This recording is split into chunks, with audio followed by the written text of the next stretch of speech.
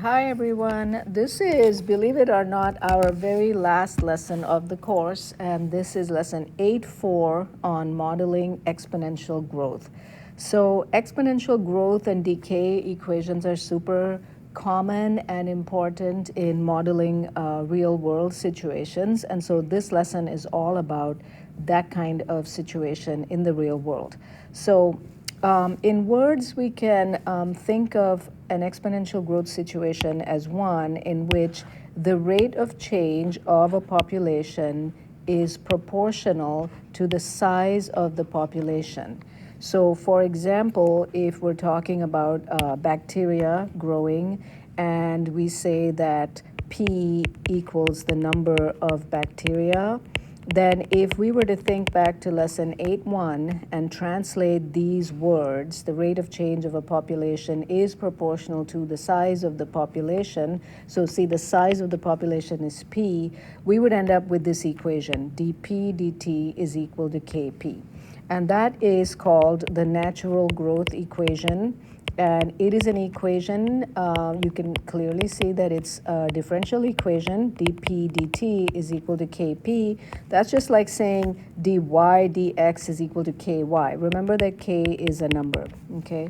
So this is actually a separable differential equation, and we know how to solve this right now, so let me show you how to do that. If you go with dP dt is equal to Kp, remembering that K is a number, and you separate and then integrate, then we're going to end up with ln of the absolute value of P is equal to Kt plus C. Now, if we exponentiate, we get absolute value of P is equal to e to the Kt plus C. And we've talked about how when you have the C in the exponent, what we can really do is write this as a product, e to the Kt times e to the C. And this here, e to the C being a number, we're just going to call that C. Every time we have a number, the number keeps changing, but we still just call it C. So we get C e to the Kt. So the absolute value of P is equal to C e to the Kt. Now, technically, that would mean P is equal to plus or minus C e to the Kt. But once again, since we didn't really define C, we can just leave this as, we just don't have to say the plus or minus. We'll incorporate that into the C. C could be positive or negative. So P is equal to C e to the Kt is the solution to that differential equation.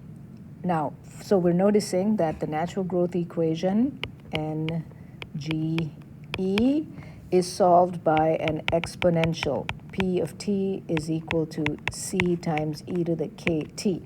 Now, if you think about the time t is equal to 0, and you say P of 0, you would get C times e to the 0, which is equal to C. That means that the population at time 0 is equal to that constant. So we usually call that P sub 0. Instead of saying C, we say P sub 0. You'll see that a lot in the natural growth solution. So P of t is equal to P0 e to the Kt is the solution to the natural growth equation. So this equation, another way of thinking about it is that we're saying that the relative growth rate, and I'll explain this in a moment, the relative growth rate is what stays constant.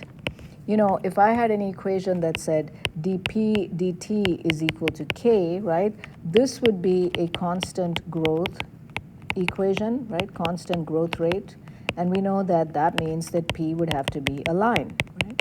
So the natural growth equation is not a constant growth rate because it's dP dt is equal to Kp. The growth rate depends on the population.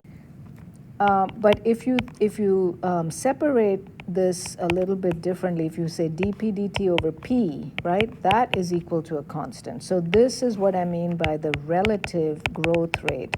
The relative growth rate meaning the growth rate compared to the population, that stays a constant. And that is what we mean by a natural growth situation. It's like a positive feedback loop, you know. It's like saying as P goes up, as the bacteria grow, the rate at which they're growing goes up. So the faster, if you think of an exponential graph, the higher the y, the steeper the slope. That's pretty bad slope there, but higher the y, the steeper the slope. And the steeper the slope, the higher the y. So it's like a positive feedback loop. Okay, let's take a look at a few slope fields just to tie this into lesson 8.2 about slope fields. If you think of dp dt is equal to kp, remember that you can choose k to be whatever we need to based on the real world situation. So I'm just going to draw a slope field for dp dt is equal to p, which means k is equal to 1. And so if you think about drawing that slope field, we're really saying dy dx is equal to y. So everywhere I go on my slope field, I would draw little slope lines that are equal to the y value. Like right here, the y value is 1, so the slope is 1. On the x-axis, the y value is 0, so the slope is 0. Up here, where y is equal to 3, the slope is 3. And down here, where y is equal to -2, the slope is -2. So we know that's how we build a slope field. Review here, noticing that this equation only depends on y, and so along horizontal lines, right, the slope fields will be constant. That's because the slope equation does not contain x. So if you think of the particular solution, I could ask you to draw the particular solution that goes through, for example, 0, 1. So you'd come to 0, 1, and you'd follow the slopes, and you would get this orange line right here, which I've just made into a red line. So that is an exponential graph, right? This solution here, this one actually is just p is equal to e to the x, or y is equal to e to the t, or y is equal to e to the x. That's a solution to that equation. If you start at a different starting point or different initial condition, 0, 3, you would get the green solution, which is p is equal to 3 e to the t. If you start down here, you would get a different solution, p is equal to negative e to the t, okay? So noticing that for all of these solution equations, the k is equal to 1 because I just have e to the t, right, e to the 1t. But the p0, the starting point, is what is changing, and that is the constant that's out front. Also noticing that this right here, this line at y is equal to 0 is a solution to this equation. And we know that when we have a straight line on a slope field, then the other solutions will become asymptotic, and we're seeing that over here. They become asymptotic to that straight line as you draw them out. So that is the slope field for dp dt equals p. If you increase k, so if I do dp dt is equal to 5p, right, then the solution here is going to be p is equal to p0 e to the 5t. So you can see that that's going to be a much steeper growing exponential. It's still a growing exponential, so k is greater than 0, so this is a growth exponential. Or, of course, we can also have these graphs down here, right, which are, these are just, the k is still positive, but it's like p is equal to negative e to the 5t, or p is equal to -3, this one down here, e to the 5t, right? So notice the k is still positive. Usually in a real-world situation, that's going to mean a growth exponential. Of course, it could be a reflected growth exponential like these ones down here. This now here, number 3, I guess, is a decay exponential. So for this one, I'm saying dp dt, for example, is equal to -p. So my k is equal to -1. It's like saying dy dx is equal to -y. And so the slopes are all going to be reversed compared to our first example, and that's going to give rise to a decaying exponential. Down here, these would be, the solutions which are like p is equal to -3 e to the -t, right? Up here, p is equal to 3 e to the t, -t, decaying exponentials. Okay, and then we have this last one just to show you that you can increase the k on a decay exponential. So this is like k is equal to, for this one, I believe it is -5. So then dp dt is equal to -5p. And the solutions are like p is equal to p0 e to the negative 5t. Always remembering that there is this solution at y is equal to 0. Why is there a solution at y is equal to 0? Well, let's just think about that. dy dx is equal to ky. You can just verify that y is equal to 0 solves this equation, right? So let's just check dy dx is equal to 0 if y is equal to 0. And so how do we verify? Well, we go back into this equation and we see if we get an identity, and I get 0 is equal to k 0, 0 equals 0 is an identity. So y is equal to 0 solves that as well. Okay, so let's move on to word examples, real world examples, and that's really the main thing we're going to be doing in this lesson. So the first one says, pause the video and read it, and then we'll just go ahead and work it. So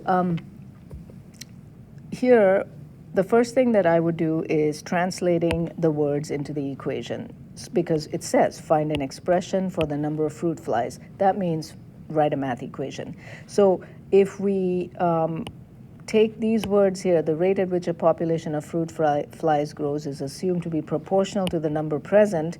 If we call the population or the number of fruit flies P, so let's say P is equal to the number, which is the same thing as saying the population of fruit flies, then those green words become dp dt, the rate at which the population of fruit flies grows, is equals proportional k to the number present, p. So dp dt equals kp.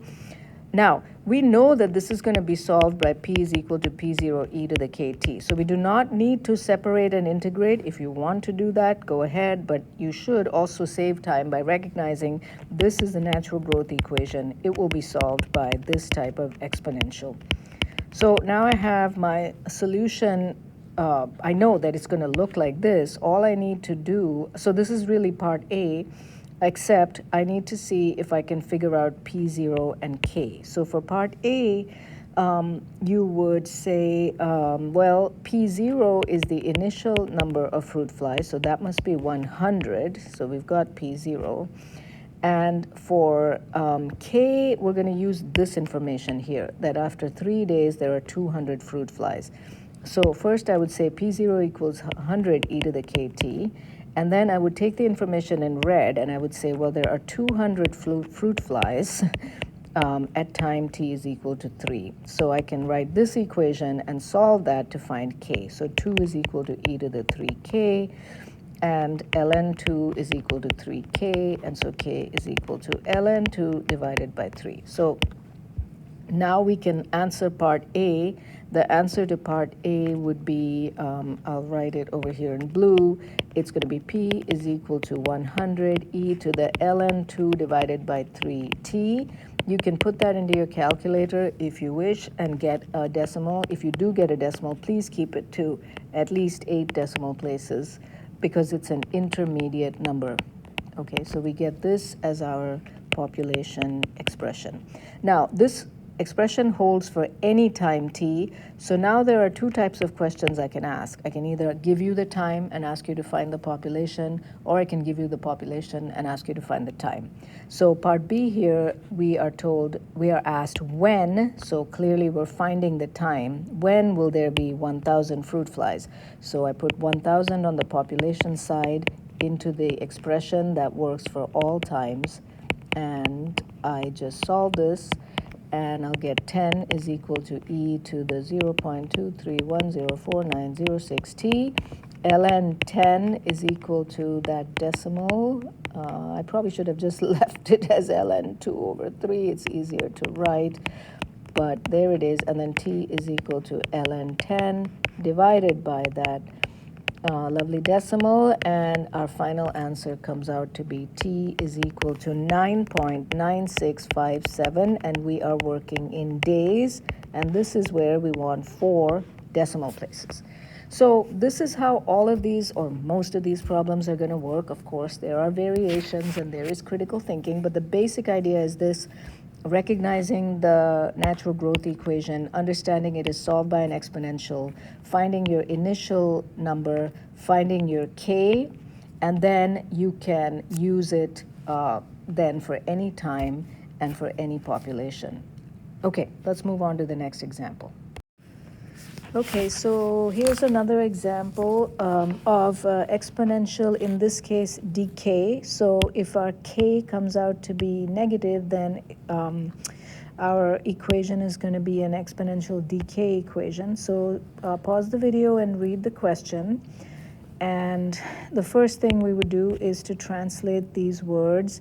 The caffeine decreases at a rate proportional to the amount remaining. So if I say C is equal to the amount of caffeine remaining in the bloodstream, then we can say that dC dt, the rate of change of that caffeine, is proportional K to the amount remaining. So there's my natural growth. In this case, it's going to be actually a natural decay equation.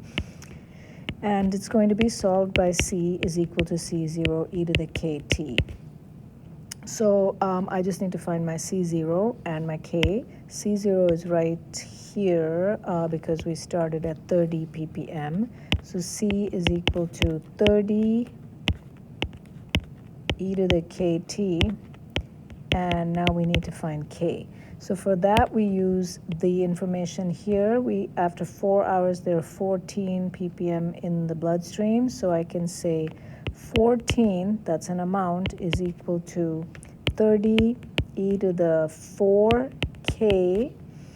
And with this, I'll be able to solve for k. So 14 divided by 30 is equal to e to the 4k. So ln of both sides. And then that's equal to 4k. So k comes out to be ln of 14 over 30 divided by 4, and this is a negative number. If you put that into your calculator, be careful, by the way, when you put this in your calculator, do not do ln of 14 divided by 30. That's not what it is. It's ln of parentheses 14 over 30, okay? Okay, so this is going to come out to be negative, let's see here, negative 0.19053501. If you change this to a decimal at this stage, please keep it to 8 decimal places so that your final answer is correct to 4 decimal places. So now I have my C0 and I have my K. So basically I have everything I need to solve anything about this situation. I now know that C of t at any time is equal to 30 e to this K number times t. So the question then says how many hours, so we're solving for t, will pass until there are 10 ppm in the bloodstream. So I say 10, that's an amount, is equal to 30 e to the negative, all of this stuff, t. And so then I just divide here to get 1/3 is equal to e to the negative kt. And ln of 1/3 divided by negative 0.19053501, or K, is going to be equal to my T. So T for 10 ppm comes out to be 5.7659 hours. So that's an exponential decay example. This next one is about money. So money, when it's compounded continuously, works with an exponential model. It is a natural growth equation. So the question is about money. Pause the video and read the question.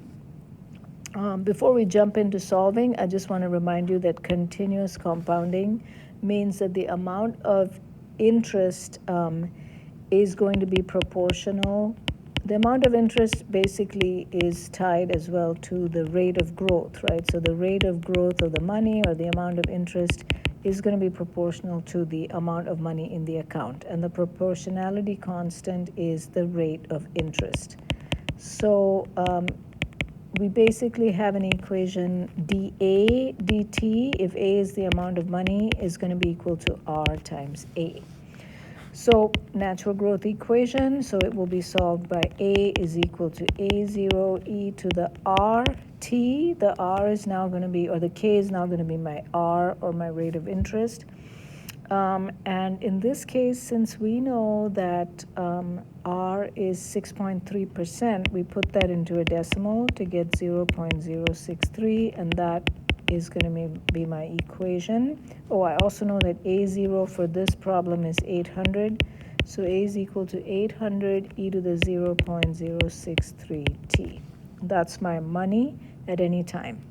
So if I want to know how much money I have after 8 years, then I do A of 8, which is 800 e to the 0.063 times 8. And this comes out to be $1,324.6, $1,324.60. And for this, when will your money double? So for money to double, that means I now have $1,600, and that will be equal to 800 e to the 0.063 times the time, which is what I'm going to solve for. Divide both sides to get 2 is equal to e to the 0.063 t. So ln 2 is equal to 0.063 t, and t is ln 2 divided by 0.063, and that comes out to be 11.0023 years. All right, this next one is about radioactive decay. So radioactive decay is governed also by an exponential or natural growth equation and solved by an exponential. So in this case, we're talking about carbon. So I'll call the amount of carbon C. dC dt is equal to Kc. That's going to be our natural decay equation for radioactive decay, and C is going to be C0 e to the kt. The k is going to be negative, and that's why it's going to be a decay. So here we're given the half-life of 5700.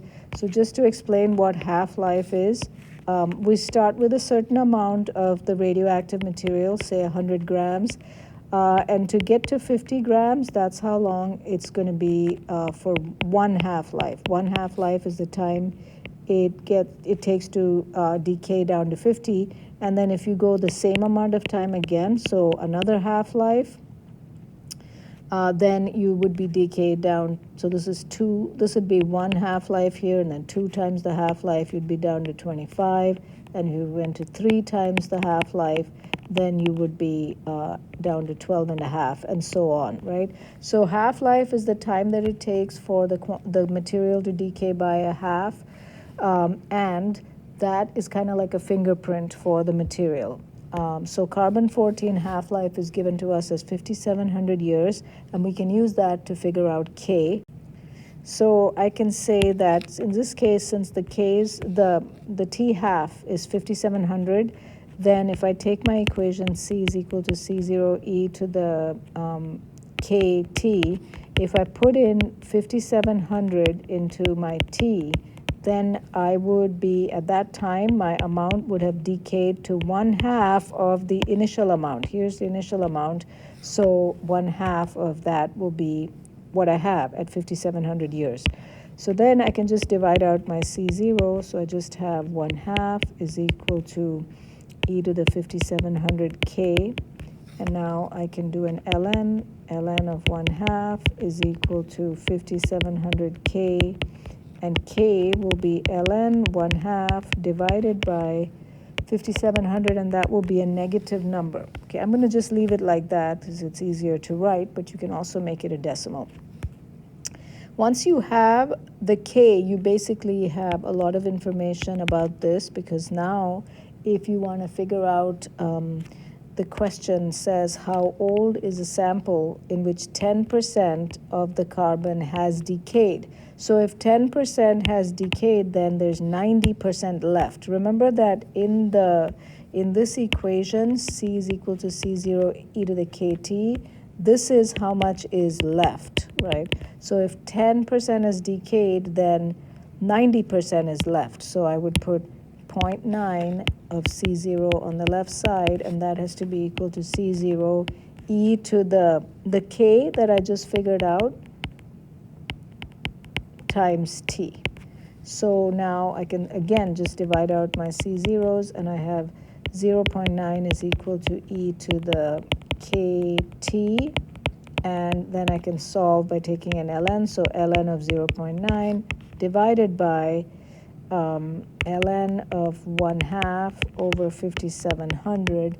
This right here will give me my time, and that time comes out to be 866.4176 years, so a long time. Okay, that's radioactive decay. Okay, the next one is about what we call limited growth. What we've been doing right now is exponential growth, but in the real world, very often something will not grow forever in an exponential way. It will be limited to some maximum amount. And so that's what's happening here. This farmer has planted a tree, and the height of the tree at time 0 is 1 foot. So that is going to be h of 0, h is the height, is equal to 1. That's the translation of that.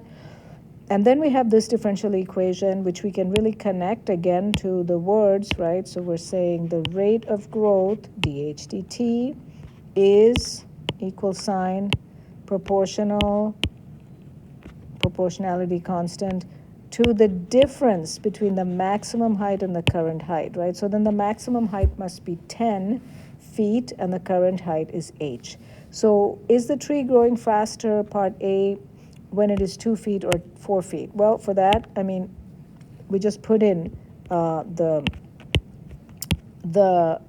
number into the differential equation. So we calculate dh dt when h is equal to 2, and we get 3 over 20 times 10 minus 2.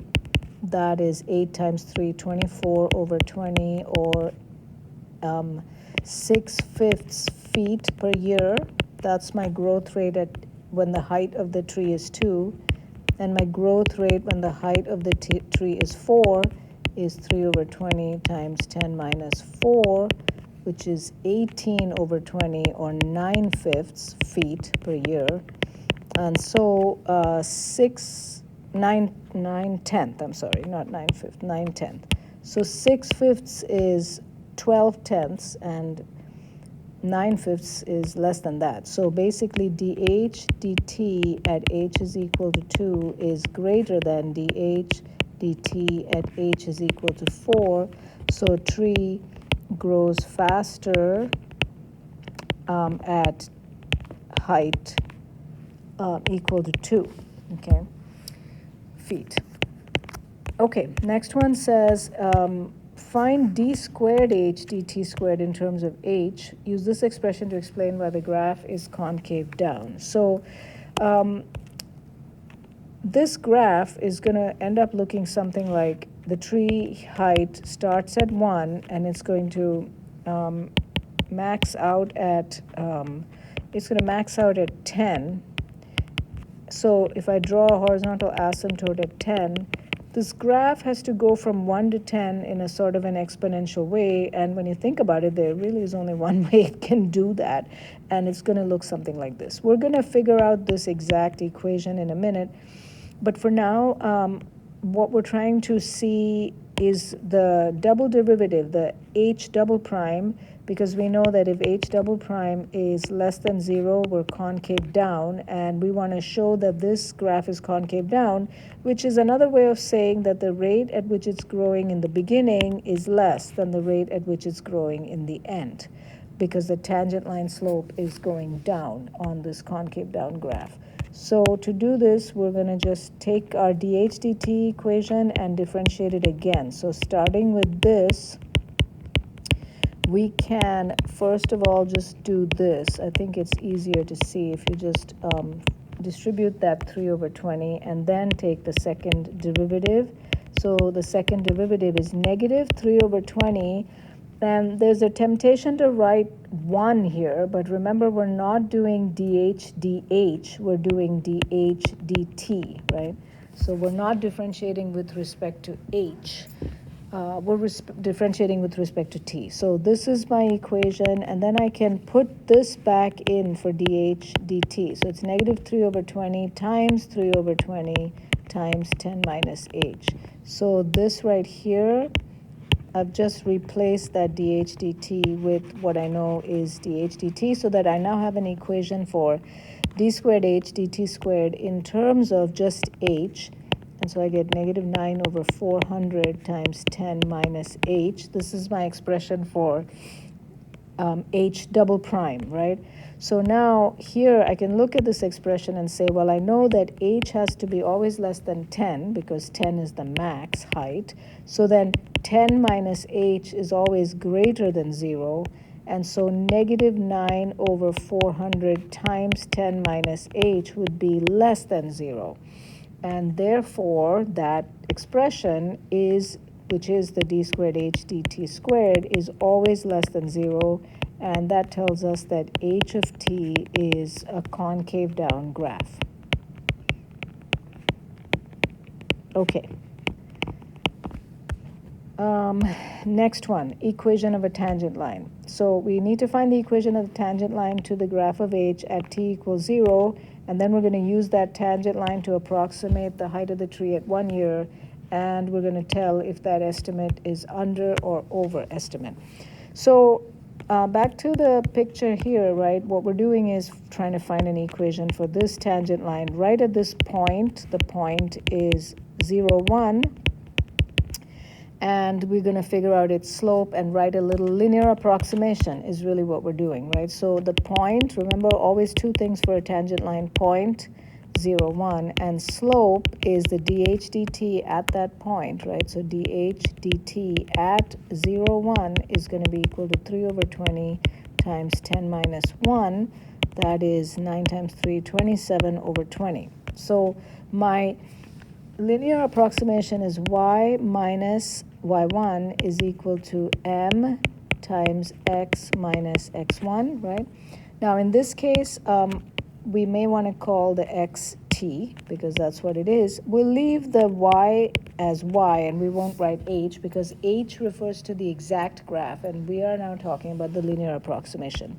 If you want to connect this to our linear approximation L of x, right? Remember that thing from the fall? That's equal to f of a plus f prime of a times x minus a, right? And this is at the point a, f of a, and the slope, this is the point, and the slope is f prime of a, right? So here in this case, my point is 0, 1, and my slope was 27 over 20, right? So if I plug this in here, I would get the same thing. L of x is equal to f of a, 1, plus f prime of a, 27 over 20, times x minus a, which is 0, right? So I get the same thing. Y equals 1 plus 27 over 20 times t, or L of x equals that.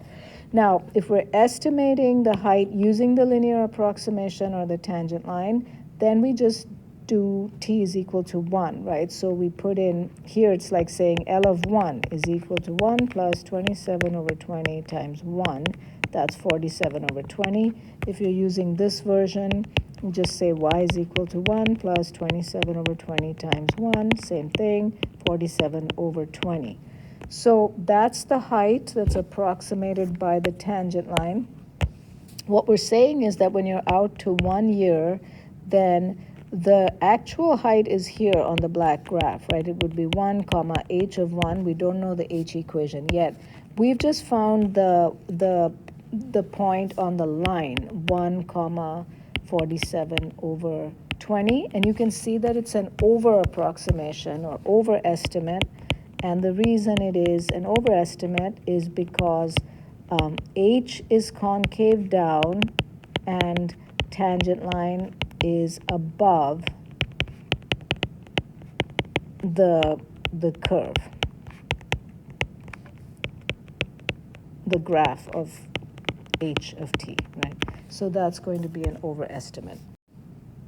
Okay, the next one, find the particular solution to this differential equation with initial value h of 0 is equal to 1. I'm going to move off to the side to give myself some room here.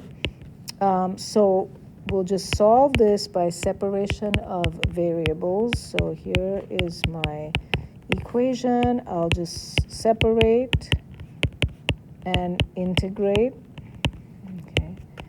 So if I then do a u substitution for the left side, right, then u equals 10 minus h du dt is equal to negative dh, sorry, du dh I should be doing, not du dt, my bad, du dh is equal to negative 1. So the integral becomes integral of negative du over u, and this is equal to the integral of 3 over 20 dt.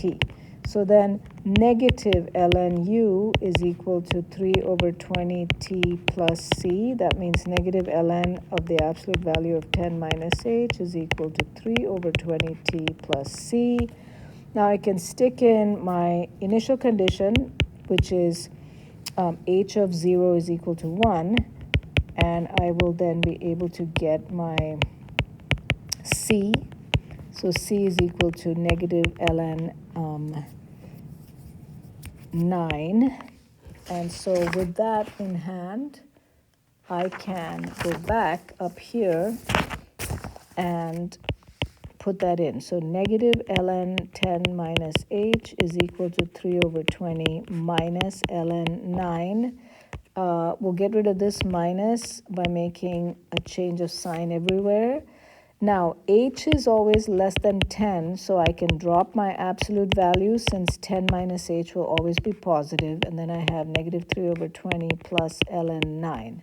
Then I'll exponentiate both sides, so 10 minus h is equal to e to the negative 3 over 20 plus ln 9, and I've shown you how the ln 9 will make a factor of 9 out front, so I have negative e to the negative 3 over 20t times 9. So then h is going to end up being 10 minus 9e to the negative 3 over 20t. This will be my h function, the exact graph of the tree height. And yes, now we have this. So this is a limited growth situation. You can see there's an exponential involved, but then here we have the maximum height, right? So it's an exponential that caps out at that maximum height. Now, we could be asked to find the height at any time. We could use that equation, or we could be asked, like in part E, when will the tree reach 8 feet, in which case you put 8 into the left side of that equation, and we're going to solve for t. So then we get negative 2 is equal to negative 9 e to the negative 3 over 20 t. 2/9 is equal to e to the negative 3 over 20 t. ln of 2/9 is equal to negative 3 over 20 t. And so t is equal to ln of 2/9 divided by negative 3 over 20. And this comes out to be 10.027 years. Again, reminder to please do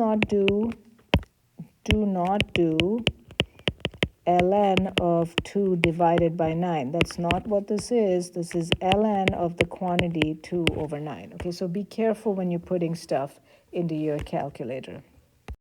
Okay, last problem here, Newton's law of cooling. So pause the video and read the question. This is another example of a limited decay situation, right? So this is something that's decaying, but it's not going to go below a certain floor level. So in this case, again, to translate words into the equation, the rate of change of temperature of the object, in this case the egg, is proportional to the difference between the object's temperature and the ambient temperature. Ambient means the surrounding. So if I call the egg temperature, let's just call it E for kicks. Egg's temperature is E.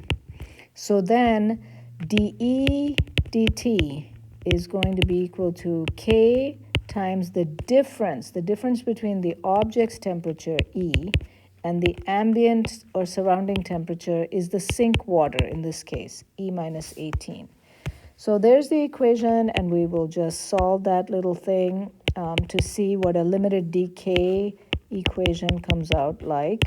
So I'll have this, and I'll integrate. And here, because the slope of that is just 1, I can shortcut the u substitution process and do ln of e minus 18 is equal to kt plus c.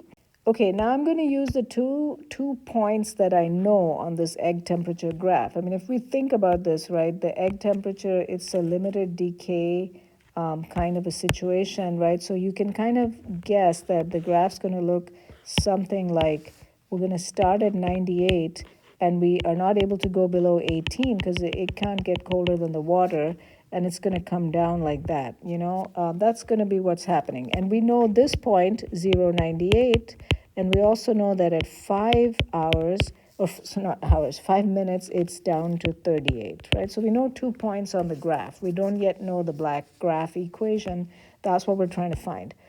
So let's use the initial point, 0.98, and we can say ln of 98 minus 18 is equal to k times 0 plus c. So ln of 80 is equal to c. So I know my c now. So then I can go back to my equation and put that in. So I've taken care of one thing like that. Now, let's just go ahead and exponentiate. Something I want to also mention is that e minus 18 is always greater than 0, right? Because the egg cannot get cooler than 18. So we can also just drop these absolute value and put parentheses, because if that's positive, then the absolute value doesn't do anything. So then e minus 18 is equal to 80 e to the kt, okay? Okay, and now I will use my other point, the 38 or the 5 comma 38, this point, to find k. So 38 minus 18 is equal to 80 e to the 5k. 20 is equal to 80 e to the 5k. Divide 20 by 80, 1/4 is equal to e to the 5k. ln of both sides.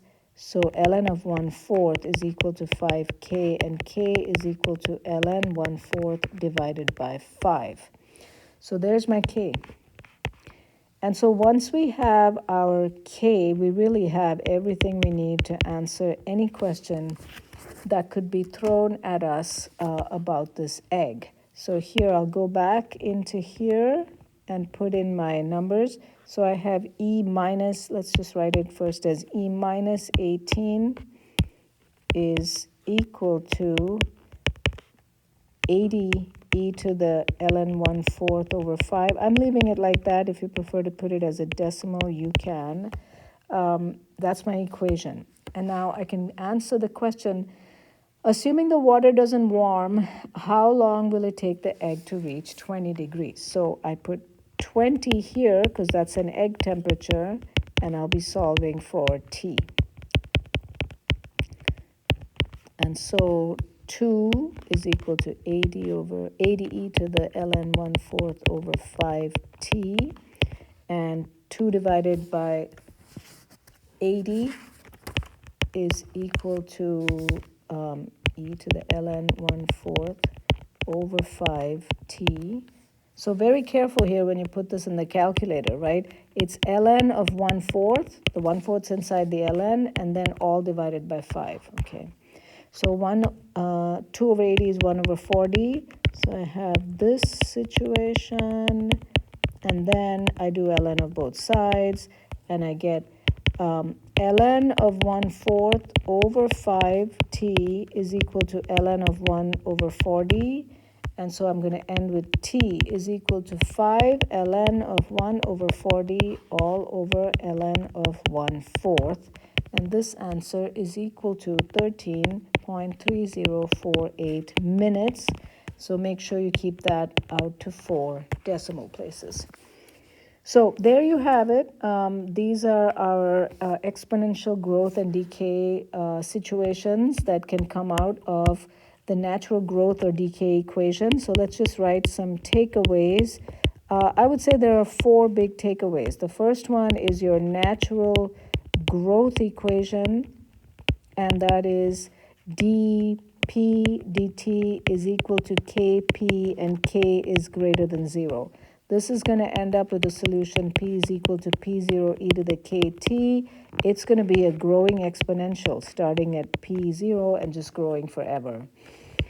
Natural decay is very similar, except the k is negative, and so we have something like the coffee. We start at a certain value at t equals 0, and then it decays down, and it will decay forever. So if, yeah, the asymptote on that will be the t-axis or the x-axis. Then we have our limited growth, right? And that's like the tree. The tree was growing, but it was not growing past a maximum height. So that will be something like dh dt is equal to k times h maximum. That was our 10 in the problem, right? Minus h. H maximum here, this is a number, okay? And so this will be solved by an equation that you saw how that equation came out at the end for h. It was something like h is equal to h maximum minus, and then you have an exponential here, right? So, and the graph's going to look something like we're starting at a certain value, like it was 1 for that problem, and then we're capping out at some maximum height.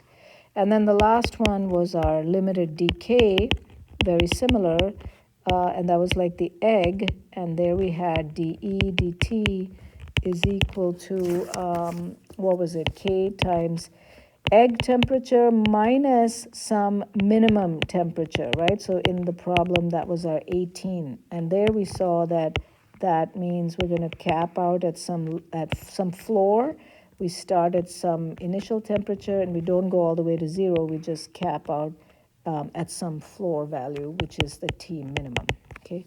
So those are basically the types of situations you're going to see, and this, by the way, is our last video in this class. So I just want to say it's been a delight talking to you all about all of these wonderful things, and I hope you go on to study more calculus. And if you don't, I hope you realize that calculus really has made a huge difference to our world, and it really makes the world go round. So I'm glad that you know something about the subject, and I will see you all in class.